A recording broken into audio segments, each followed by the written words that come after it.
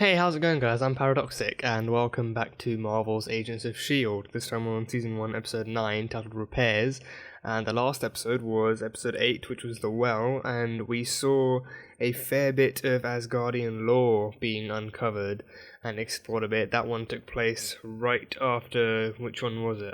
Thor the Dark World, that's it. Thor's battle in Greenwich, I believe it was, with the Dark Elves and Malekith and all that shebang. After that battle, Coulson and the crew were sent in to on cleanup duty and recovery duty of any kind of alien tech that was left behind. But we also saw a kind of what we were told was a Norse enthusiast kind of hate group of some sort who were seeking out different pieces of an ancient Asgardian staff.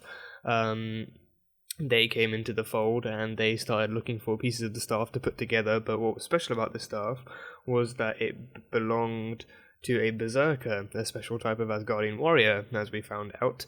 And that staff granted the wielder, it unlocked all the areas in their mind and in their kind of mental pathways of rage and stuff. It unlocked all the vulnerable parts of their brain that would give them access to their rage and make them as enraged as possible, to make them the perfect warriors. So there was an army of them and they came to Earth, I think, to fight some battle or something, and then all of them except for one went back, which we found out was Dr.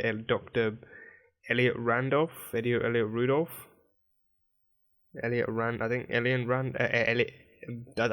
the first name was Elliot, but the guy who, the way I remembered him, the guy who played the artist in the Mr. Bean movie, that he was the berserker warrior that stayed back, and he didn't like the staff, he hated the staff, so that's why he broke it into pieces and hid it in different places on Earth.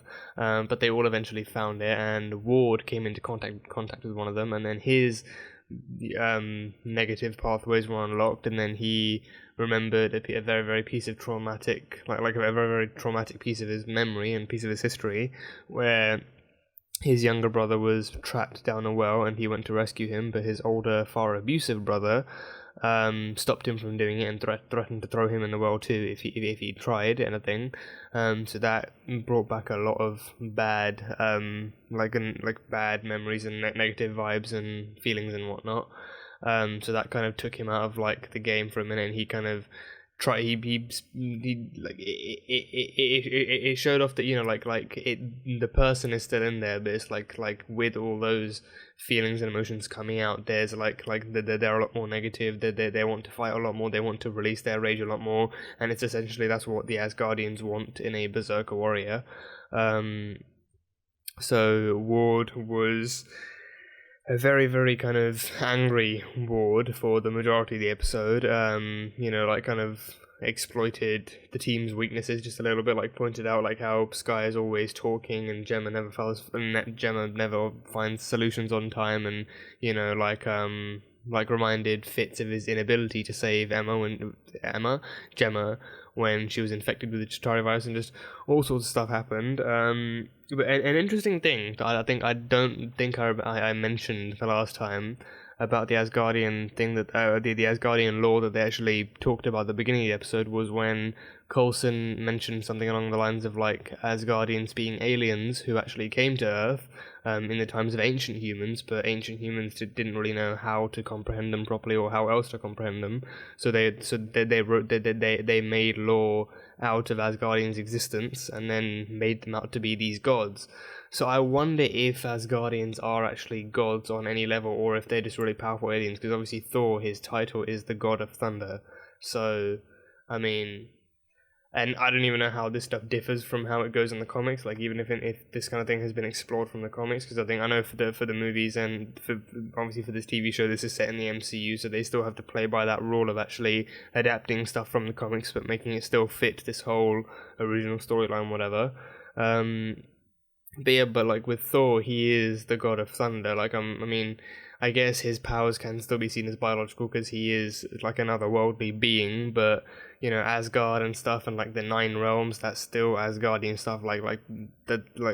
Thor explained all of that to us in his first movie. That wasn't something we heard from a human. Humans have, I think, in some way kind of analyze that, like maybe different constellations or different galaxies inhabiting one kind of like galactical plane, if that makes sense. But I don't know, but like it's like we know how it works because of how Thor explained it to us, like the nine realms, and you know, like Earth is Midgard and Asgard is one of them, and you know, like they're like his people are tasked with protecting all of the nine realms and out like you know, like vanquishing any kind of crime or whatever there may be. So I'm wondering how much of that is actual kind of godly lore and how much of it is just like alien stuff that realistically was there, but ancient humans just kind of translated it into somewhat into mythology, pretty much into like mythology. Like he said, that's where we get Norse mythology from. Is from like Thor and his people. So like realistically they were aliens, but you know, ancient humans couldn't comprehend them that way, so they made them out to be gods. I'm just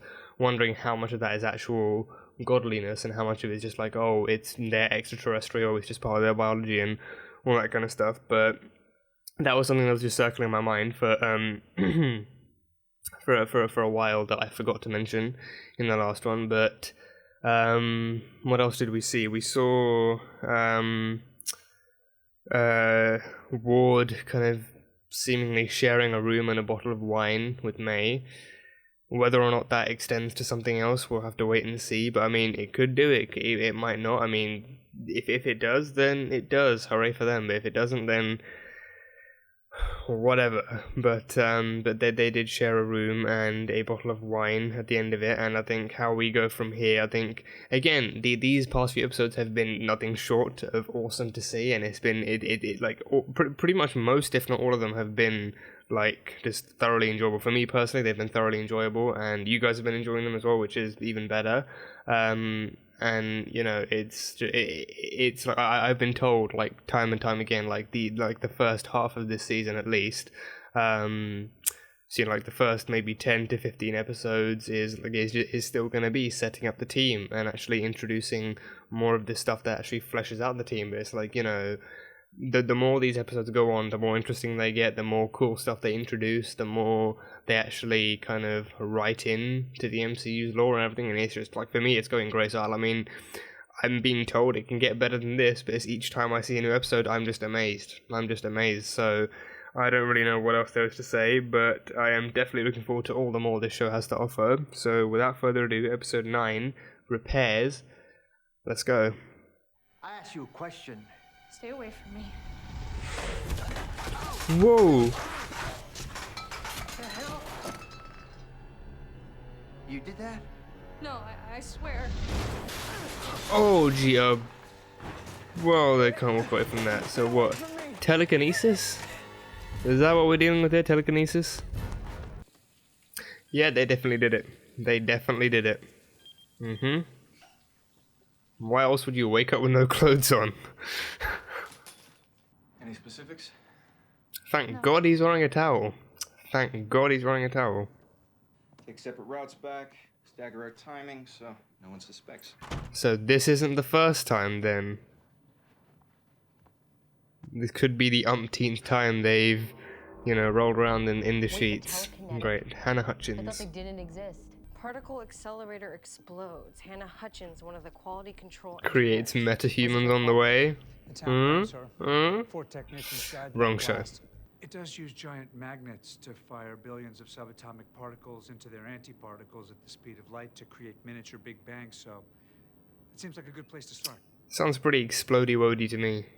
I read. I'll try not to mention Big Bangs when we talk to Hutchins about the explosion. Coulson's a smarter guy. Sometimes I actually forget This is a that. delicate situation. We don't know what kind of danger this woman poses. Like, you know, so scientifically I'll make initial smart. contact with agents. Oh no, oh jeez, oh jeez. Oh Jesus, nice save, Coulson. Calm down. Okay, no, put the gun down. Okay, pulling the trigger is not the answer right now. Just calm down. We're not going to let anyone hurt you.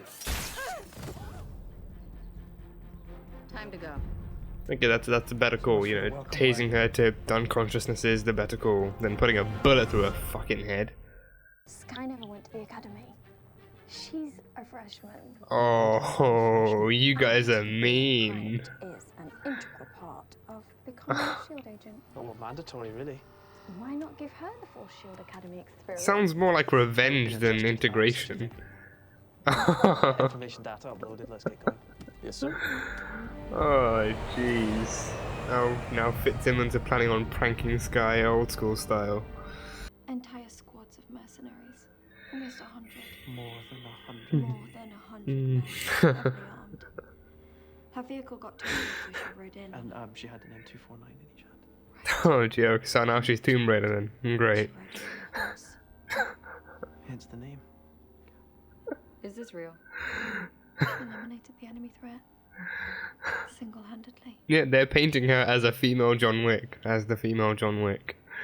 Oh, that cheeky smile, Gemma. Ugh. She brought out. A horse. You think it's me? The police car? The gas? You think I did that? No, we think what you can do did that. This can be You a know, hard the thing to telekinesis. But if it's not you, then what Her is it? powers have got to be an emotional reaction, like people are scrutinizing her and shunning her for what happened. People won't believe me. She's a danger to all of us. Who's that? Whoa! Just let me That go and might talk be to one you, of her sir, as a demons. friend. Well, I am, but just because the cavalry shot 100 guys on horseback doesn't mean she knows how people work. Mm. Where'd you hear that? Fitzsimmons. Was he messing with you? Yeah, for sure. Story gets bigger every year. It wasn't 100 guys. It was 20. Trained to Was it on horseback? There definitely wasn't a horse. Well, if it Oh. went so well, why should... Oh crap, her demons are trying to get in. Her demons are trying to get in. Well, wait, could it be that someone else survived the accident? This must be the coupling from the reports. Like that guy we saw like teleporting away. Maybe that was his thing. He got teleportation. Maybe he survived the accident Right. and stuff. Otis, I knew it. Otis from Supergirl. I knew it was him. And an unsuspecting victim. Oh crap! You are the. Oh, that's creepy. That's creepy. It's as if the explosion tore open some sort of window. To hell. Oh crap! Whoa! A window to hell? Simmons! There's someone else on this plane. It's Tobias, the technician. He's a teleporter? This is not funny, Gemma, if this is a prank. This is Well, hey, what goes around comes around. Hey, what goes around comes around. That's karma for you, Fitzy boy. As a Whovian, I am very scared right now of what's in the shadows. Very scared. Oh, Jesus, mother. Oh. thanks to you two geniuses. Can people please stop jumping out?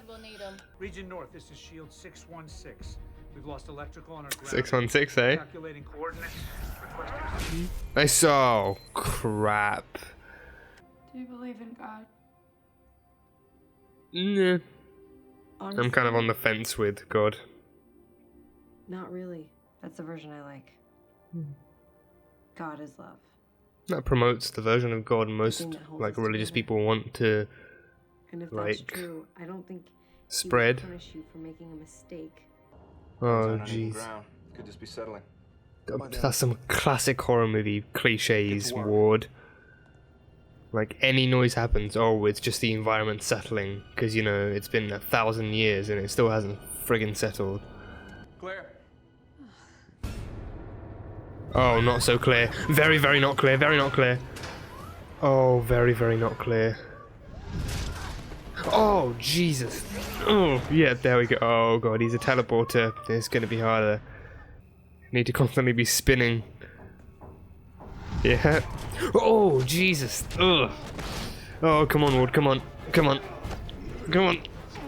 No, no, no. Oh, no, no, no, no, no, no, no, no, no, no, no, no, no. Oh, crap. Oh, he's phasing in and out. He's phasing in and out. We were the welcome wagon. You're welcome, Megan. Did she lose anyone in there? Herself. Her soul. May used to be different. Fearless in a different way. Getting in trouble. Pulling pranks. More open, likely. Thought rules were meant to be broken. Oh, be careful, May. Oh, no, be careful, May, be careful, May. Oh, she disappears this time, buddy boy. She disappears this time. Yep. Gonna have to be a very skilled ghost to get past Melinda May. And she got Hannah out of there. She got Hannah out of there. Oh, Jesus, motherfuck! Pranking was your idea. And obviously, I rigged this little beauty before I knew there was a dimension jumping psychopath in the mix. Oh, that's a great defense. That's a great This guy's defense. childish. Come on, May. Come on, kick his ass. Come on, show him who the cavalry is. Well, no, show him who Melinda May is. That's even more important. Come on. He's trying to protect her. Seriously? He likes her. Okay, this is completely the wrong way to try and pursue to any kind of love interest, not even a girl, just any love interest. This is the wrong way to pursue any kind of love interest. Oh. It's okay. It's okay. Yeah, that's proof enough. He stood in front of that thing. Hurt you. Just loosen a few bolts and then you'd visit. It was the best part of my So he caused the accidents. Sorry, I didn't mean for any. He caused the explosion. Oh, Toby. How could you? Let the girl go. Just let her go, buddy. Just let her go. It's time.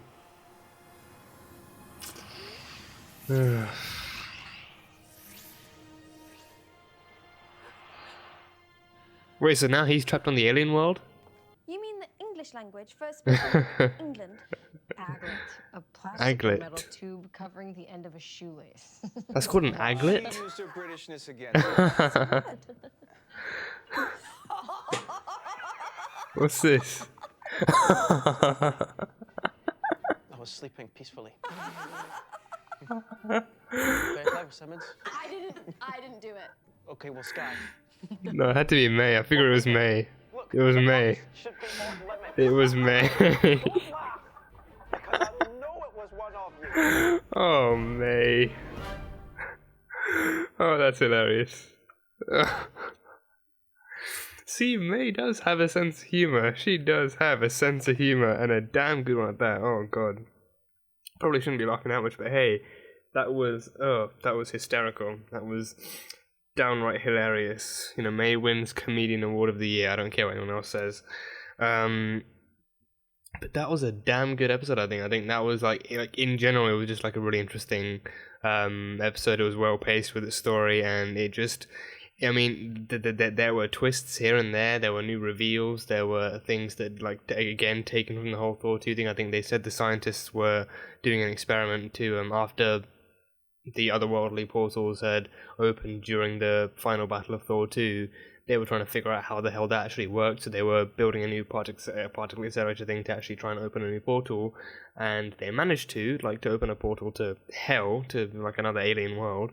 But yeah, so our kind of episode, like the target character of our episode this time was Hannah Hutchins, who was a scientist turned telekinetic by the particle accelerator explosion. Thought we were going to leave that kind of stuff to the Flash, but apparently we're incorporating that into this too. But yeah, so she gained to I mean, one thing actually, I very rarely see these kinds of people in the media, like religious scientists. Like, not to say that you can't be both. Like, I'm sure there are plenty of both. I just haven't heard like stories of very many of those kind of types of people who are religious, but then they also delve into scientific fields as careers. And I think that's also great. I think people who do that are like again, I say I haven't heard many stories. I've heard like one or two here and there. But it's like of the scientists I've heard of, they're not in like the vast majority of them. But I think the ones who are able to do that, or do go ahead to do that, are actually examples of people who are able to keep an open mind. Like they do still they do still practice their faith and, you know, like actively believe in God, but they can also open their mind up to science and the wonders of the universe and possibility and all that kind of stuff. And like it's generally like those are generally like again, the way I see it, they're generally people who are open-minded. So, you know, I think that is just a good sign that just because you like fall into one path of life doesn't stop you from falling into another, simply because like the two might contradict each other or conflict against each other at some point. You know, I think maybe most could be able to find a way to work it out, others might not. But either way, I think that's just a cool thing that I just kind of noticed like halfway through the episode, like, oh wait, yeah, like she talks about God, like she's like religious and she's a scientist, so that's like it's a nice enough blend that shows you that, you know, your lifestyle does not have to determine what your career path is. So yeah, that was that. But yeah, so the power she received was telekinesis from it, like uncontrollable really. But the reason, I think I'd say the main reason that it was uncontrollable for her was because she was not given any time or space to figure out what was going on with her, and also her powers were being triggered emotionally. Like she was being criminalized for the lab accident, because like 4 people, we now know 3 people died from it, but to the public it was 4 people who died from it, and like they died because of her, because of an accident that she supposedly caused, and so a lot of people hold grudges against her and actively condemn her for it and actively criminalize and, you know, like just paint her in and like the enemy's like mask and blood because of it. So because of that, she can't even go outside without being recognized by someone and immediately just being like scrutinized by them. And then her powers activated, like in the shop, her powers activated. The jars and tins start flying off, and then the whole shelf collapsed down upon the cashier, the cashier dude. I was trying to think like, wait, what might they call them in America? I don't really know. But one of the checkout people. I don't. You get the message. But yeah, so like her powers were far more of an emotional response, something that she didn't ask for, but she also couldn't control because she was too distraught of what happened, and like that was also one of the worst things. Like she was blaming herself enough for what had happened, but then all of these other people just start 360 flanking her and then yelling abuse and like just blame and victimization at her. And well, not even, well, no, they start vilifying her, not even victimizing, they start vilifying her for having caused all these deaths and for having taken the lives of their loved ones. So that obviously takes a big damn toll on her. But then we find out that, and I think another thing, like the religious thing, I think, like as they showed it also gave us a chance to see her and Sky connecting, because Sky, I mean, we haven't seen her being overly religious at all. I think she grew up in I presume a Catholic kind of orphanage, like St. Agnes nuns. I'm kind of getting like Catholic is the assumption I draw from that. If I'm wrong, then please do correct me. But yeah, I mean, even then, like she's not overly religious, and like but she did say that like one of the common kind of phrases she heard from one of the sisters was God is love. Like she the whole like God will forgive you thing, like she kind of struggled to believe in, I think she said. But then God is love, or the God would punish you is she said like the nuns would always tell her and the other kids stories about how God would punish you for all the sins you committed and all the crimes you committed and all that stuff. So that kind of drew her away from the religious life. But one of the sayings that she heard, not as commonly but slightly commonly, was God is love, and that was one that she actually clung to a whole lot more, and it was one that she, you know, held close to her heart just a tiny bit more, and one that she took seriously, and one that she thought, you know, like this one actually makes more sense. Like, you know, in religion, God is supposed to be this kind of all powerful, all seeing, all loving, like he's meant to be a god, but you know, like one of the things that people always want to preach is that, oh yeah, God will love you no matter who you are, no matter what you are, no matter what you do, he'll always forgive. But then but then at the same time, like a lot of them do either tell you that something you're doing is wrong and that God will never forgive you for it, or like in advance they would warn you against doing something because, oh, God won't like it, like God won't like you doing this, he'll punish you straight away for it, you'll get sent to hell, blah blah blah. I don't need to go into depth. I'm pretty sure, you know, years of religious activity will you know, like you guys can tell what like different crimes that could be. But I mean, in this one as well, I mean her crime, well, probably be causing the deaths of all those people, but at the same time, it's like, on like even if that were the case, now we know that wasn't true. But even if that were the case, like it, what happened in her case was that she it was just an accident. It was just an accident. Like she said in her eyes, she checked all the pieces. She got Tobias to replace all the pieces, and they triple checked it, make sure everything was okay, and they went ahead under the knowledge and under the assumption that everything was okay, but stuff still fell apart. So she went ahead, like if anything, she actually ensured to the best of her ability that nothing was wrong with the experiment and that everything was good to go, and then people still died. So like, you know, that was literally just a mishap. That wasn't something wrong on her part. She made sure that no one's life was at risk and that nothing could have gone wrong, but people still ended up dying. And so, you know, like surely, like, God would have been able to identify that as, you know, oh, that wasn't on her, that was just like a mishap, and, you know, she didn't go forth with the experiment with any intention of taking innocent lives or killing people or killing her co-workers or anything like that. So surely God would be able to forgive that. But yeah, again, that is, I think, just a nice thing that Sky actually pointed out, the fact that, you know, the one thing that she believes in is that God is love and that God will forgive you, like, based on what you've done and depending on what you've done. So I think that's a nice like a nice moment that they shared. What else? So May and Ward were confirmed to I can't even talk anymore. Mary and Ward were confirmed to be rolling in the sheets at the beginning of the episode, but it also wasn't the first time, because they had like a routine planned out, like once they're done dilly-dallying and stuff. I am just so sensitive to the word sex. Like I just come up with all these euphemisms, like dilly-dallying, rolling in the sheets, doing the dirt, just everything, yeah. But yeah, they were sleeping together. That is a much easier way of saying it. They were sleeping together. But like, it wasn't the first time. They had like a whole routine. So like, they get ready after one another, and then one of them leaves early, and the other one leaves at least a few minutes behind, and they take separate routes and everything to avoid rousing up suspicion. You know, because they only want to rouse up each other.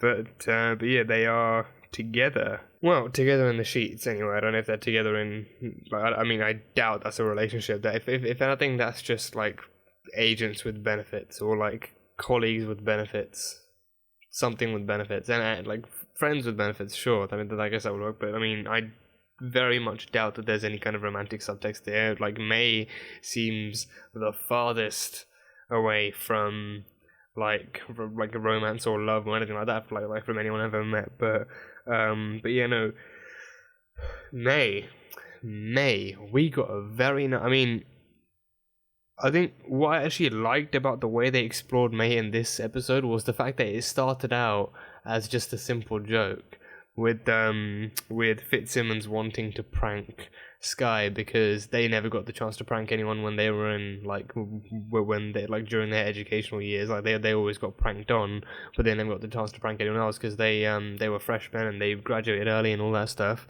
But now to this new crew, Sky is a freshman, so she's their only opportunity to deliver back those punches in the most playful way possible. So, you know, it started off as that kind of a joke, like them remembering Sky is like still the newcomer here, so there's a lot she doesn't know, so they can prank her, and it's like, who's the most kind of fearsome member of this team? They're May.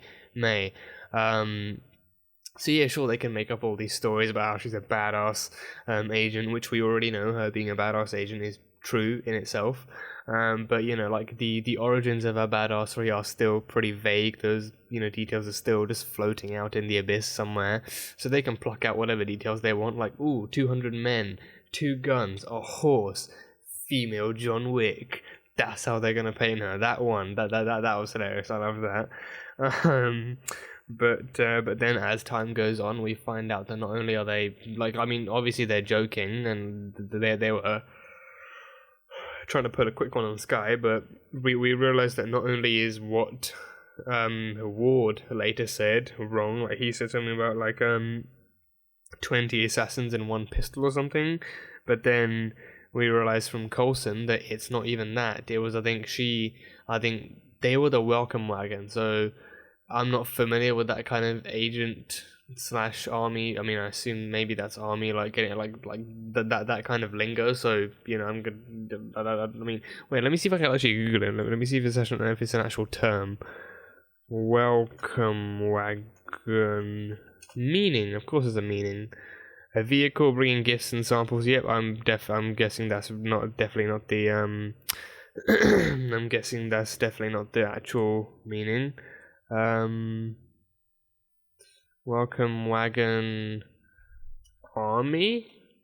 Is that gonna use anything? Is that gonna give me anything? No, it's still about newcomers and community and gifts. Hold on, let me try this one. Let me try that. Nope.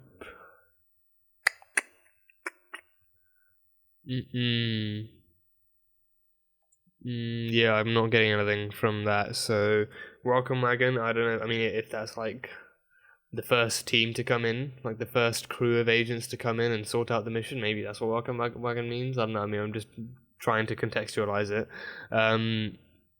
But they were the welcome wagon, and they were up against like some kind of followers or like something of like this gifted individual, so like maybe a superpowered being. I mean, when he said that, my mind initially went to all the followers of Apocalypse from X-Men, like all the followers he built up because he was the world's first mutant.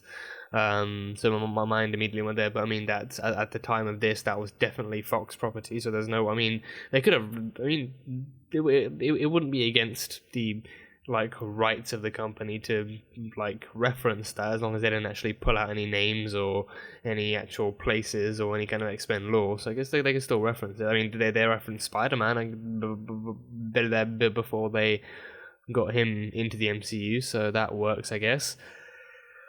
But yeah, so that was that, and then she went in to like sort out the end. Like she went in without a gun, I think he said, to sort out the situation. She said, like, you know, she's fixing the problem. So she took out all the enemy forces and insisted on getting everyone out. But whatever she saw or whatever she had to do traumatized her for pretty much potentially for life. I mean, like he even said the one who went in, like the May he knew, the May who actually went in to that situation was a very different May. She was open, she was warm,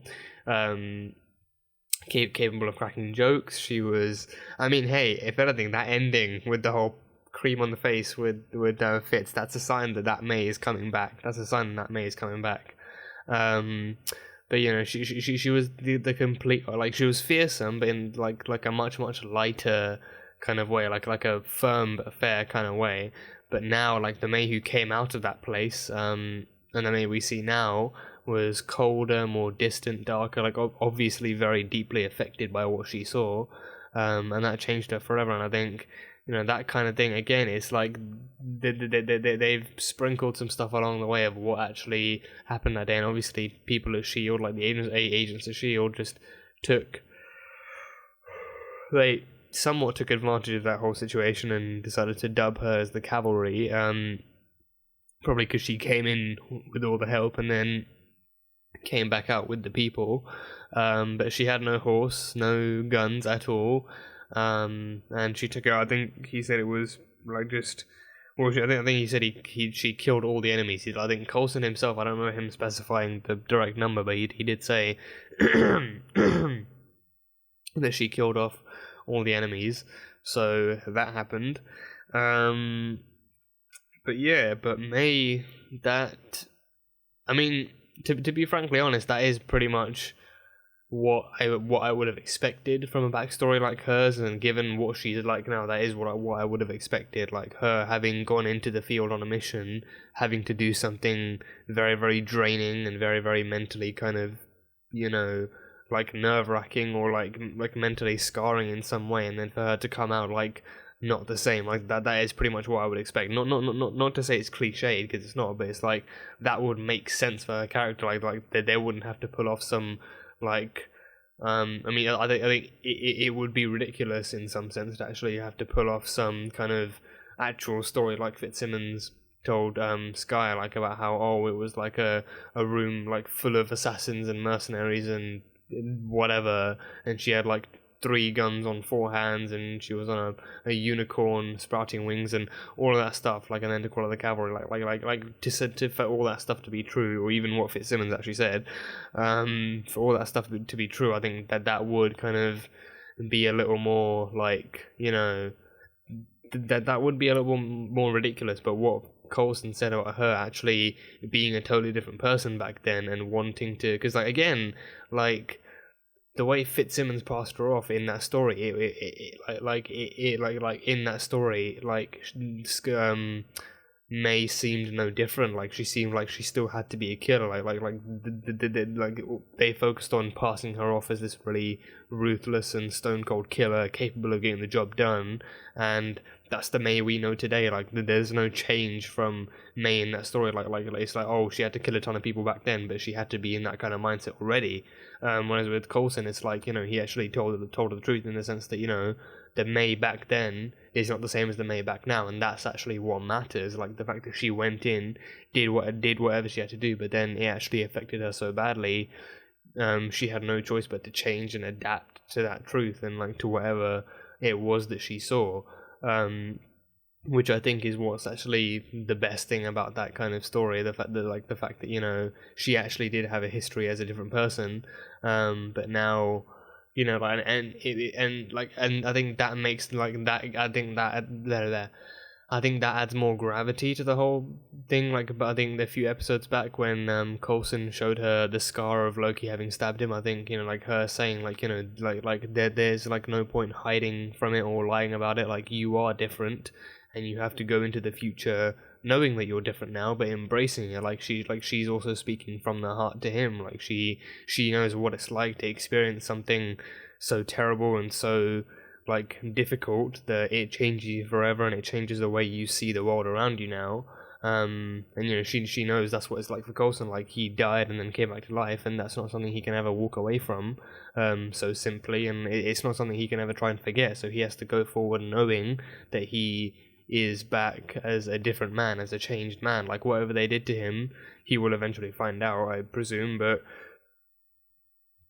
whatever they did to him, he will have to go forward knowing that that stuff all happened. And like in that moment as well, no one relates to that more than May. Like, she didn't die, but she did she did lose a part of herself. Like, even Coulson said, like, you know, like metaphorically speaking, she lost her soul, and that soul was what Coulson knew her as, that warm, like, bright, gentle soul that, again, like, still had the fearsomeness, but, you know, she was a lot more. She was a May back then that you could have actually approached for help and actually felt safe by. And like, not to say that this one isn't the same. Like, this one will still protect you and keep you safe, but this one is a lot like the May we know now is a lot. Is one that's seen a lot more, and one that's experienced a lot more kind of trauma, and has to live with that now. And I think maybe that's what she sees. Like, in the last episode, she says she says she sees what the staff unlocked in her all the time. So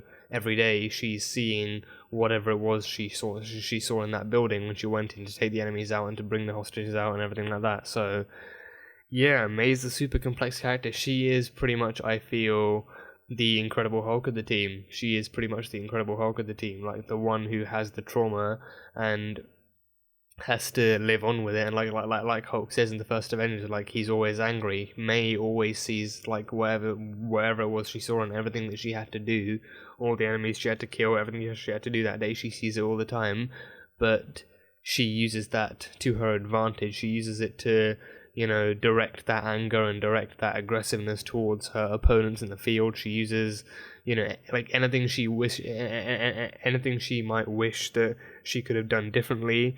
She uses that with the people she's trying to help, like anything that she wishes that she could have stopped, or like any more people she wishes she could have saved. She actually uses that as a method of saving more people in the present day. Like every bad thing that happened to her, she uses it to do something good in the present day, and I think that's what's amazing about her. So yeah, it's just like these characters get better and better. These characters get so much better each time the episode rolls on, and it's because like the writers are offering us more and more great backstory and making us like understand and get to know these characters even more. And I love that about this show. I love that about this show so much. And honestly, I feel like I've said this so much that it's probably becoming a bit tedious, but I'm going to say it again. I am actually really glad I got into this show, just both as an actual, just both as a fan of good TV, but also as a Marvel fan, as an MCU enthusiast. I'm just really glad I got into this show. So yeah, loving May to bits. But yeah, that was May, and more of her backstory revealed. Fitzsimmons, I think that it was fun, I guess, seeing them wanting to prank Skr. I think they were very much kind of reverted back to their kind of childhood, somewhat childhood selves, like adolescent selves, like their kind of like school, like younger years, like with wanting to be a part of that kind of social trend of actually, teasing the new kids and teasing the newcomers to the group, and actually wanting to have that kind of, I don't want to say power because it makes them sound like bullies, but like, like that kind of ability to actually, again, not control people, because again, that makes them sound like bullies, but just like that kind of non-abusive, I guess, non-abusive power it gives them. Like, like they were pranked and teased for pretty much most of their freshman years, like they said, and it gave the ones who teased them that kind of power to, like, they see Fitzsimmons being so gullible and whatnot. But I can't remember if the pranks they endured were even like informational ones, or if they were just like actual physical pranks. But with Fitzsimmons, they would never actively want to hurt Skye. So the best thing they would do, like the next best thing, would be to kind of tease her with some made up stories and stuff. So again, that would give them kind of like non-abusive power. Like it would allow them to kind of test the gullibility. Is that even a word? Gullibility? Let me Google that as well. I think you know what, I can't be asked. Screw it. If it's not a word, then tough luck. But it would allow them to test, like, how gullible Skye actually is, and actually, like, again, it would just give them that non-abusive kind of power, like give them the kind of thrill and rush of seeing someone's face when they tell them that kind of story that they never got. Like, instead they got it done to them. But yeah, I think that was like a really fun. I think that was a fun way to introduce it as well. Like they introduced that whole May thing as a fun little joke that actually eventually bled deeper and deeper into what the truth was. Into what the truth was, instead of waiting half the episode. Instead of waiting half an episode and then just suddenly springing it on us as some kind of dramatic moment to kind of, ground slam us into the ground with the gravity of truth or whatever. Like, it started off as something lighthearted that we eventually learned was actually a lot more serious, and we grew to learn the actual severity of it from a joke. So I think that was kind of, in my eyes, that was kind of well done too. But yeah, and again, that kind of stuff also helps us actually love the characters a lot more as well. Like, when some of them are just trying to have a little fun, it turns out that, so like some of the others involved actually have a much deeper kind of history than we're expecting, or than we're actually aware of. So that is very, very nicely done. We had Tobias Ford, who was also, I think, maybe just like the one survivor of the lab accident. So three of the scientists were dead. But I want to say he he was hit with the power of teleportation, but then again he seems to be phasing somewhat uncontrollably in and out of worlds. Like there was the other alien world that he called Hell, and then obviously this one, Earth. Like he was phasing in and out. I mean, at some points it looked like he was he was out of control of it, like he was phasing without control. But then at other points, like especially like when he was fighting Ward and May, it seemed like, you know, whenever he wanted to dodge an attack, he could very easily just teleport back to Hell and then teleport back onto Earth again. So he was somewhat in control of it. But but you know, like for the parts he actually wanted to stay on Earth, not all of him would actually come back. Like a little, like Fitz said, like a little bit more of him would actually stay on Hell, or stay in Hell.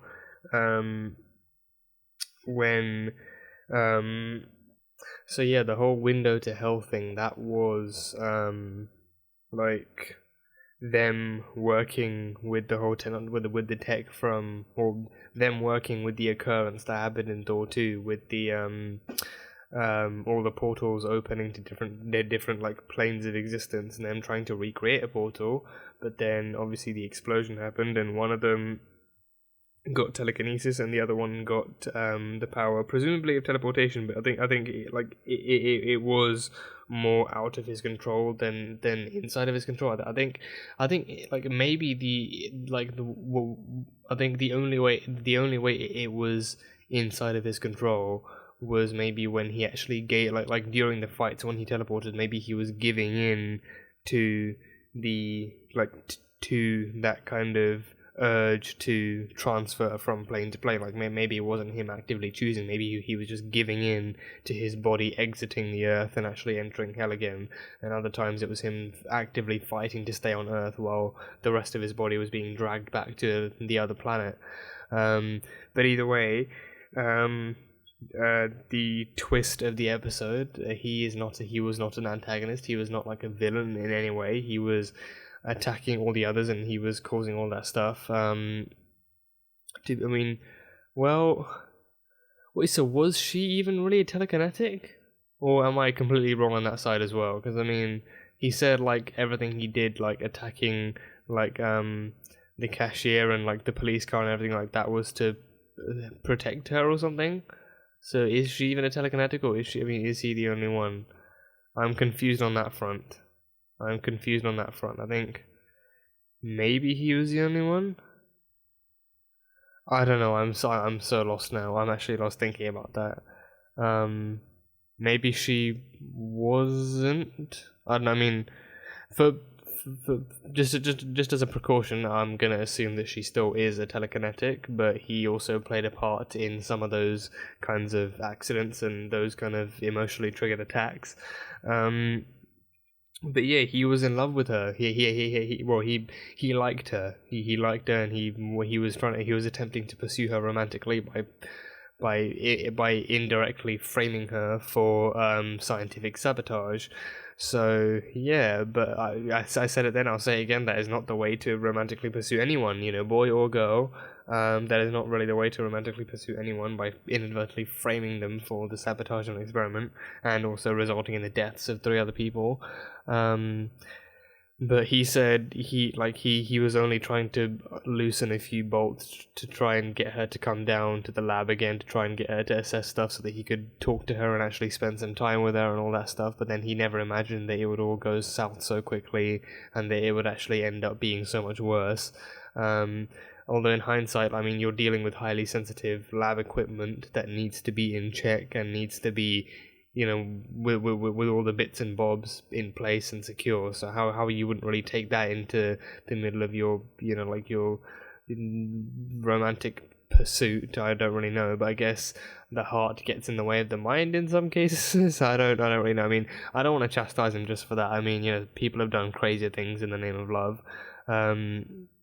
But yeah, it turns out he wasn't such a bad guy after all. He did just want to spend some time with the girl he liked and get to know her a bit better as a scientist and then as a person as well. So can't really blame him for trying that. But he did, you know, accidentally kill some people too, and then he finally had to let go because he was the one that actually committed that crime. He was the one responsible for all those things, and even by doing so, he inadvertently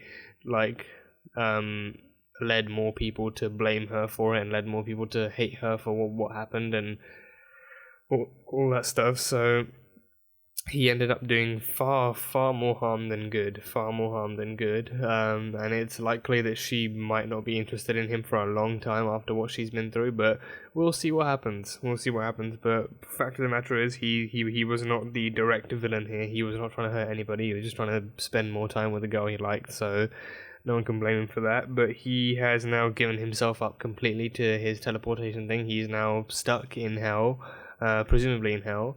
But then that means he's also stuck on an alien planet where we're not sure that if he can breathe or not, or even inhabit that planet anyway.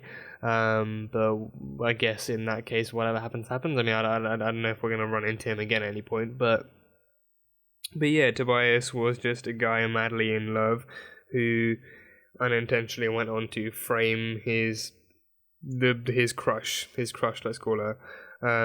But yeah, Hannah Hutchins is not to blame here at all. So that was that. And something else I want to talk about is the timeline of this show. Obviously, this takes place like in its own timeline, but also alongside the main MCU movies, like the main Marvel, like Avengers movies and whatnot. But also, like, one thing I'm confused of is because like this season is like roughly like 20 to 22, 23 episodes long, maybe. So it's like, I mean, the way this show runs for me as well, it is pretty convenient. Like, it runs in a similar sense to like one of the Arrowverse shows, like a CW show. It's like you know, it's around 20 episodes in length, and you know, like the episode lengths are somewhat similar too. So it's nice and neat to watch and everything. But timeline wise, so we know the start of it is based pretty much straight after the Avengers and after the events of the Avengers, but now we're like just after Thor: The Dark World, so it makes me like that, like even movie wise I think that's what, like a year apart or like 2 years apart, because I think Cap 2 comes out like Cap 2 came out after Thor 2, and that was confirmed to be 2 years after the Avengers. So I think this one should roughly be around the same, like a year, maybe a year and a half at a stretch. So yeah, I mean, that would be right? Because I mean, if that is the case, it seems like this is like so so far. I mean, I say I'm only 9 episodes in so far, but so far that seems like such like not very much to have happened within the course of like a year or 2 years. Like, it seems like such like a short. I mean, sure, like obviously the episodes like don't take place directly one after the other. I mean, I assume there is at least a week or a few weeks kind of time between the episodes where they handle like less dramatic Shield stuff and just generic Shield stuff, if anything.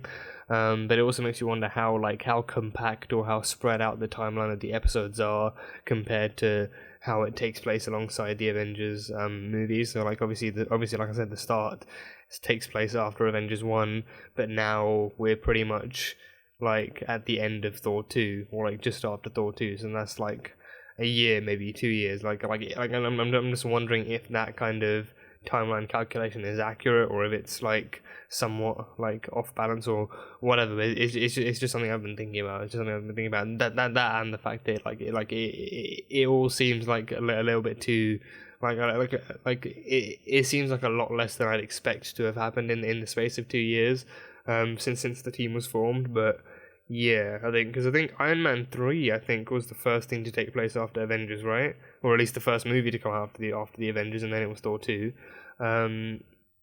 But yeah, that is pretty much all I have from this episode. A great episode to watch, and had a nice plot line with Hannah and Tobias and the whole experiment thing, and the like telekinesis and everything. I feel like the whole window to hell thing, like the whole like teleportation portals to other worlds thing, that's gonna come in pretty handy maybe, and that's gonna be something that's gonna be fun to explore in the future of the series. So looking forward to seeing like if and when that makes a return, like if they actually decide to explore that a bit more. But yeah, because I mean, like a windows to other planets, like portals to other planets, that would be that would make for a useful tool, as well as for like some kind of subplot of some sort. But either way, it'll be fun to see what they do with that. It was fun to see Fitzsimmons like getting their pranking on with Sky and actually exploring that little fun side of high school hierarchy for once. And then how that like very, very nice to see May's backstory being revealed a bit more with Ward and Coulson as well. Like Coulson obviously taking the more serious side of it and actually explaining the truth of what happened. And May actually eventually kind of learning what it means to actually, well, not learning what it means, but like May actually, again, like remembering how that situation originally went down and using that to her advantage with this situation, like with actually taking care, like fixing the problem, like not having to kill anyone, but actually convincing Tobias to let go and to accept his own crimes and all that stuff, and still managing to save Hannah at the end of the day, and actually learning from what went wrong originally on that day all those years ago. So May overall, just a great character, and really cool to see more of her backstory coming out. But yeah, that is pretty much all I have from this episode. It's a great episode, looking forward to the next one. But yeah, that was Marvel's Agents of S.H.I.E.L.D. Season 1, Episode 9, titled Repairs. So thank you guys so much for watching this video. If you guys enjoyed it, then salt and burn that like button. Comment on what you thought of the episode and what you think is coming up next for the Agents of S.H.I.E.L.D. And yeah, that's it. So, I will see you guys next time.